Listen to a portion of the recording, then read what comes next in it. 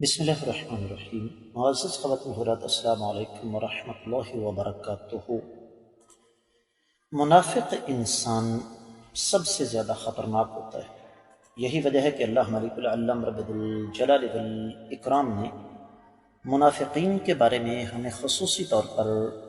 خبردار کیا، اور قرآن مجید میں اس حوالے سے باقاعدہ آیات نہیں بلکہ سورہ مبارکہ بھی نازل فرمائی۔ آئیے دیکھیں کہ رب کائنات اس آیت مبارکہ میں جو آج ہم پڑھ رہے ہیں، منافقین کی کون سی نشانی ہمارے سامنے رکھتے ہیں اور ان کا انجام کیا ہے۔ اللہ رب العزت ارشاد فرماتے ہیں،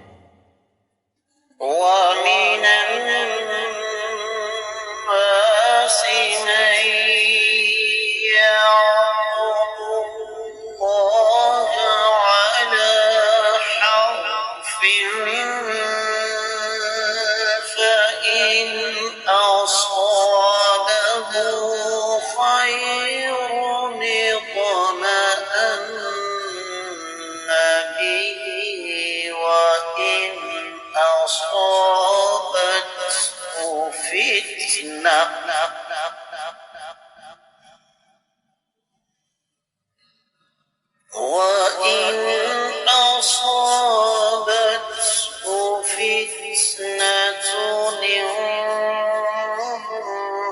انقلب على وجهه خسر الدنيا والآخرة ذلك هو الخسران المبين.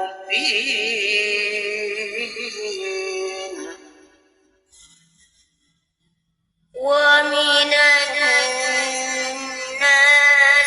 من يعبد الله على حرف فإن أصابه خير اطمأنن به وإن أصابته فتنة انقلب على وجهه خسر الدنيا والآخرة ذلك هو الخسران المبين. معزز خواتین حضرات، رب کائنات کی پاکیزہ کتاب قرآن مجید 17واں پارہ سورہ مبارکہ کا نام الحج اور آیت مبارکہ ہے 11۔ اللہ فرماتے ہیں، وَمِنَ النَّاسِ، لوگوں میں سے، مَن يَعْبُدُ اللَّهَ، جو اللہ کی عبادت کرتا ہے، عَلَى حَرْفٍ، ایک کنارے پر، فَإِنْ أَصَابَهُ، اگر اسے کوئی بلائی پہنچے، اگر اسے پہنچے، خیرٌ، کوئی بلائی، اطمأنَّ، مطمئن ہو جاتا ہے، بِہِ، اس کے ساتھ، وَإِنْ أَصَابَتْهُ، اور اگر اسے ملے، فتنۃ، کوئی آزمائش، انقلب، لوٹ جاتا ہے، علی وجہہ، اپنے چہرے کے بل، خسر، گھاٹے میں رہا، الدنیا، دنیا میں، والآخرۃ، اور آخرت میں، ذالک، اور یہ ہوا، وہی ہے، الخسران، خسارہ، المبین، واضح۔ با محاورہ ترجمہ سماعت فرمائیے گا۔ اور لوگوں میں سے کوئی ایسا بھی ہے جو اللہ کی عبادت ایک کنارے پر کرتا ہے، اور اگر اسے کوئی بلائی پہنچ جائے تو اس کے ساتھ مطمئن ہو جاتا ہے، اور اگر اسے کوئی آزمائش آ پہنچے تو اپنے منہ پر الٹا پھر جاتا ہے۔ اس نے دنیا اور آخرت کا نقصان اٹھایا، یہ واضح خسارہ ہے، صریح نقصان ہے۔ امام ابن کثیر رحمۃ اللہ علیہ اس آیت مبارکہ کی تفسیر کا آغاز ان الفاظ سے کرتے ہیں کہ یہاں حرف شک کے معنوں میں ہے، کہ گویا کہ ایسا بدبخت دین کے کنارے کھڑا ہو جاتا ہے، فائدہ ہوا تو بھولا نہیں سمائے گا، نقصان دیکھا تو باغ کھڑا ہوا۔ واحد کا صیغہ ضرور آیا ہے لیکن مراد اس سے جمع ہی ہے۔ اور اس حوالے سے پھر صحیح بخاری کی ایک حدیث امام ابن کثیر رحمۃ اللہ علیہ سیدنا عبداللہ بن عباس سے لے کر آئے ہیں کہ اعراب ہجرت کر کے مدینہ پہنچتے اور مدینہ پہنچ کر بال بچے ہو جاتے، جانوروں میں برکت آ جاتی تو کہتے کہ دین بڑا اچھا ہے، اور اگر معاملہ اس کے برعکس ہوتا تو پھر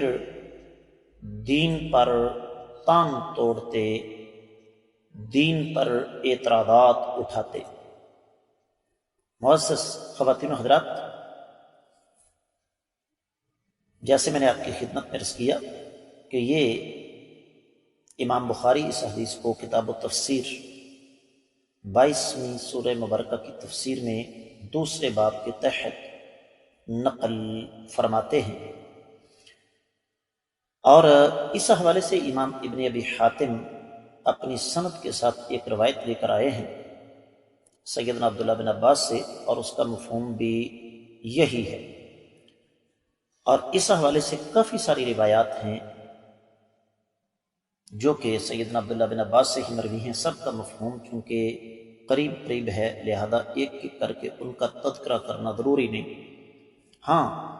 ابن کثیر رحمۃ اللہ علیہ نے عبد الرحمن بن زید بن اسلم کا قول نقل فرمایا کہ اس سے مراد دراصل منافق آدمی ہے،